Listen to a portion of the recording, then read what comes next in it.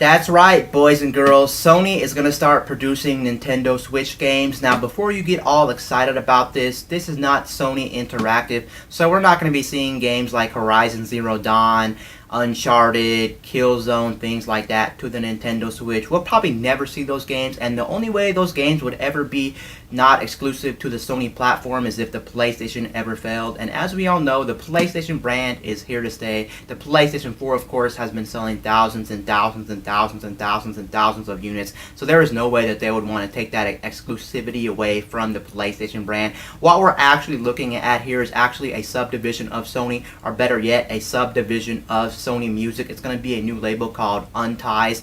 Unties is going to be making their first game called Tiny Metal. Now, Tiny Metal is not going to be exclusive to the Nintendo Switch. It's actually going to be PC and PS4 as well, so we're not going to be getting exclusive game there, but it's still nice that they are bringing that game to the Nintendo Switch. And they also have two other projects announced for the PC, but I wouldn't be surprised if they brought those over to the Nintendo Switch as well. As you can see, the Nintendo Switch has already been not even a year out on the market, and the Nintendo Switch is getting a lot of love. That is very good, because if you compare it to the Wii U and you look at the Nintendo Switch, you would actually think a whole nother company made the Nintendo Switch, because the Nintendo Switch is doing phenomenal, and it's not even been a year. Whereas you compare it to the Wii U flopped, it did very bad, it was very slow, and not a lot of companies wanted to jump on the bandwagon for the Nintendo Wii U. So there's a lot of things going good for the Nintendo Switch. That is very good. I mean, sure, this Untie Studio is probably not making